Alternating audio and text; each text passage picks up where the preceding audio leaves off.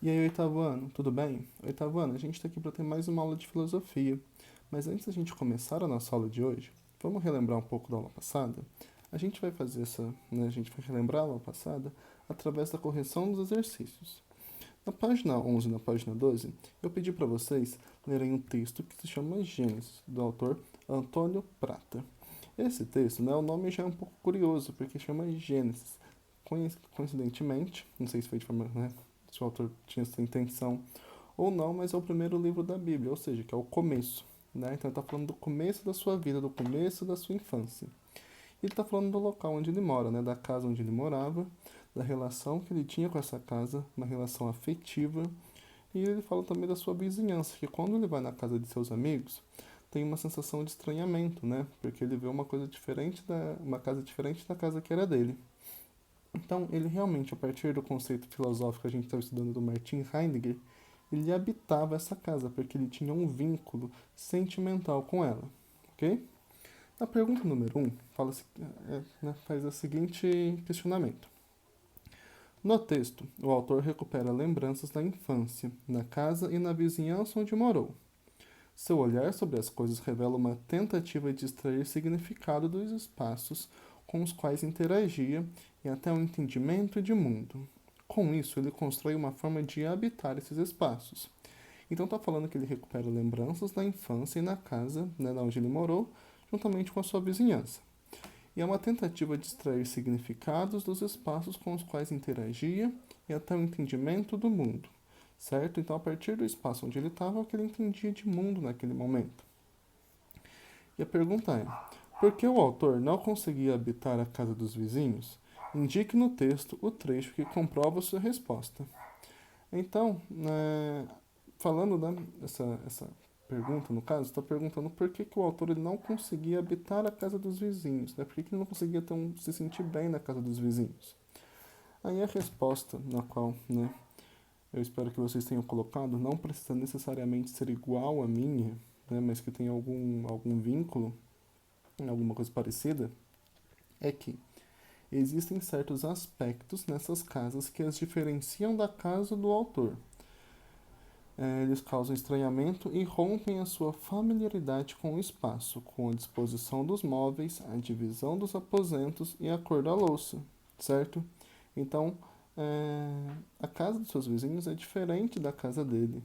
Tem diferenças, né? Como que estão os móveis, a divisão dos aposentos, a cor da louça. Então, é isso que faz com que ele se sinta, cause sentimento de estranhamento para ele, tá bom?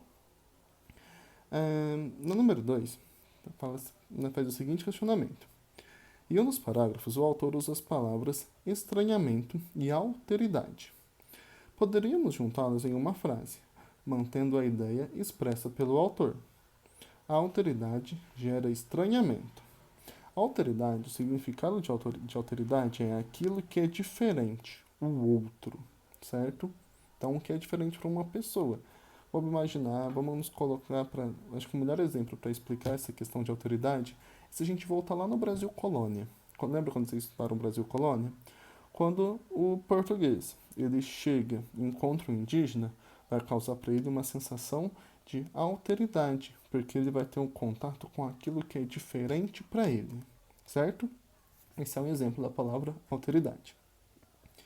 Então tem a seguinte frase aí: a alteridade gera estranhamento. Depois tem a pergunta: isso significa que situações diferentes daquelas a que estamos habituados podem provocar em nós um sentimento de estranheza. Você concorda com essa afirmação? Justifique sua resposta. Então, uma situação que é diferente para a gente, ela pode nos causar um sentimento de estranheza, né? A gente pode estranhar essa situação. Justifique sua resposta. A resposta esperada, né, é uma resposta pessoal, mas o que eu espero que vocês colocassem é que sim. É, o estranhamento é um reflexo da perplexidade que nos provoca a diversidade do mundo. O autor, quando criança, admirava-se com os tufos da poeira que vinham reproduzidos no cobertor do mendigo, certo? Esse é um exemplo que tem no texto. Mas a questão é que o estranhamento ele reflete, né, no espanto que nos provoca a diversidade do mundo, o que a gente acha de diferente, né, o que no mundo é diferente do nosso dia a dia, vai nos causar uma sensação de estranhamento, certo? No número 3 fala assim: ainda sobre o texto de Antônio Prata, responda as perguntas a seguir. Letra A. O que dá ao autor a sensação de posse, de ser o dono da casa? Então, pro autor, por que que ele se sente o dono daquela casa, né? Qual parte do texto que fala isso? A resposta é a sensação de conhecer os segredos mais ocultos da casa, uma vez que só ele via os desenhos no piso do quintal, o que se escondia debaixo dos tacos ou sobre a cristaleira. Então, o fato de ele se sentir dono daquele lugar, né, daquela casa, que não necessariamente era dos seus pais, não era dele, é o fato de que ele tinha uma relação afetiva com aquilo, que só ele conhecia os segredos daquele local. Então, olha que interessante, por isso que ele se sentia dono daquele local. Letra B. Por que o autor se sente dono da casa, mesmo não tendo escolhido a cor, nem os móveis, os quadros ou tapetes? Essa é a pergunta, né? A resposta é porque ele tem uma relação com os espaços da casa que ninguém mais tem.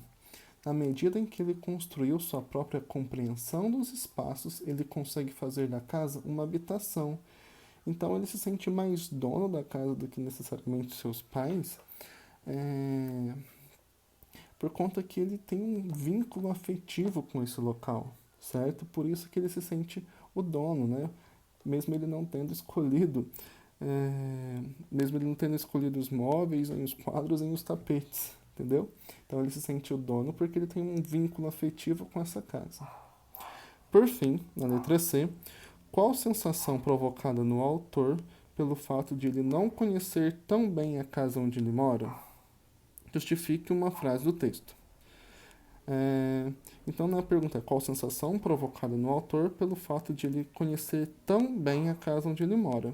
Então, ele, né, a sensação que passa para ele é uma sensação de segurança, certo? Porque ele diz, ali dentro nenhum mal poderia me atingir.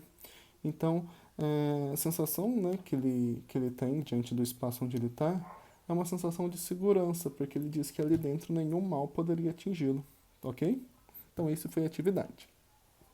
Para a aula de hoje, a gente vai falar um pouquinho de uma autora na qual eu gosto muito, que é essa autora aqui, a Carolina Maria de Jesus. No caso desse livro aqui, ele é uma biografia dela, tá? Que eu sou um pouco suspeito para falar porque ela é minha autora favorita. A gente já conversou um pouquinho sobre ela.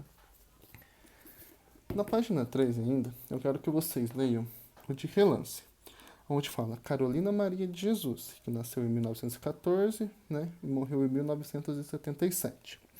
Foi uma escritora brasileira, nascida em Sacramento, Minas Gerais.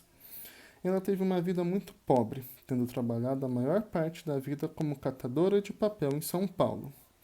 Carolina mantinha um diário pessoal na qual relatava as dores de ser uma mulher negra, pobre e sozinha e as dificuldades na criação dos 3 filhos. Esse diário deu origem ao seu livro mais famoso, Quarto de Despejo. A obra, lançada em 1960, já foi traduzida para mais de 14 idiomas e é um marco na literatura feminina do Brasil. Leia a seguir um trecho do livro. A vida é igual ao livro.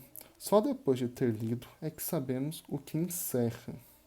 E nós, quando estamos no fim da vida, é que sabemos como a vida decorreu. A minha, até aqui, tem sido preta. Preta é minha pele, preto é o lugar onde eu moro.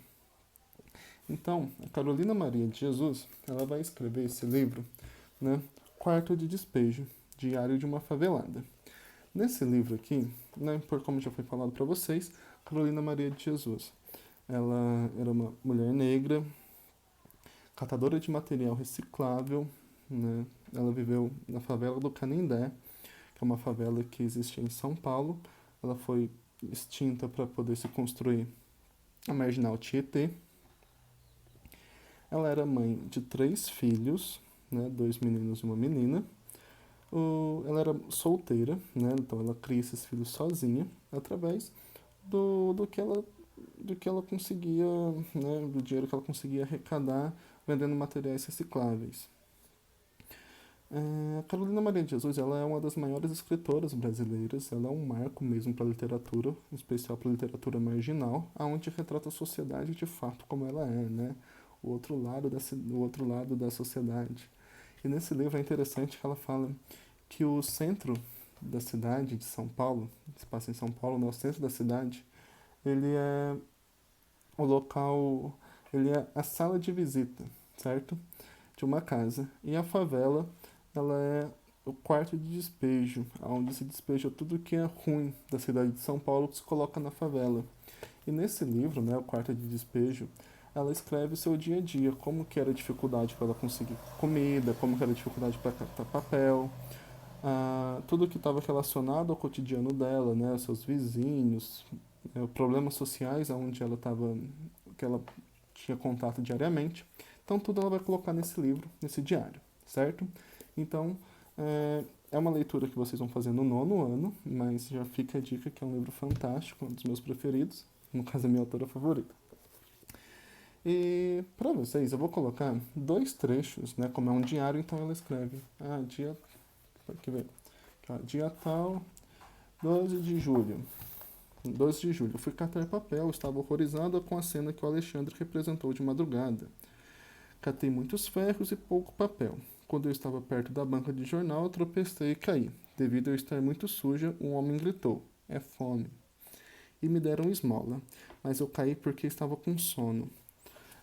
Então esse aqui é um trecho, e por aí vai, ó. 23 de julho. Deixei o leito às 7 horas. Estava indisposta, graças a Deus o Alexandre sossegou. Esquentei comida para os meninos e comecei a preparar para irmos no Centro Divino Mestre para ganhar roupas para as crianças. Quando o povo via as mulheres da favela nas ruas, perguntava se nós íamos no gabinete prestar declarações. Houve um conflito, respondi, e as mulheres sorriam. No Centro Divino Mestre, o senhor Pinheiro nos recebeu sorrindo. Não havia preconceitos nem distinção de classe. Eu ganhei 2 blusas de malha, uma para a Vera e outra para o José Carlos, no caso são os filhos dela. Quando nós íamos para o Centro Espírita Divino Mestre, o João ganhou um pullover. As palavras do senhor Pinheiro reanimou-me. Então é um diário onde ela vai escrevendo, né, como que foi o dia dela, o que aconteceu no dia e tal, ela vai sempre estar escrevendo aqui. Então eu vou colocar para vocês 2 trechos desse diário, certo? E nesses trechos, após vocês lerem ele, eu quero que vocês respondam 2 perguntas. A primeira, que é a partir da sua escrita, qual relação sentimental Carolina Maria de Jesus possuía com a sua moradia e o local onde ela estava inserida, certo? Então, a partir, né, desses 2 trechinhos, qual é a relação sentimental que ela possuía, né, com a sua moradia, que estava na favela do Canindé. E a número 2 é, a partir do conceito de habitação, lembra, habitação para Martin Heidegger é você se sentir confortável em um determinado local, seja ele próprio para morar ou não. A partir do conceito de habitação de Martin Heidegger, Carolina habitava sua moradia? Justifique sua resposta. Então vocês vão ler esses 2 trechinhos, vou colocar mais um vídeo de apoio sobre a Carolina Maria de Jesus e vão responder essas 2 perguntas, ok? Então qualquer dúvida, estou à disposição no ClassUp ou no chat do Facebook, certinho, pessoal? Então bons estudos, até mais!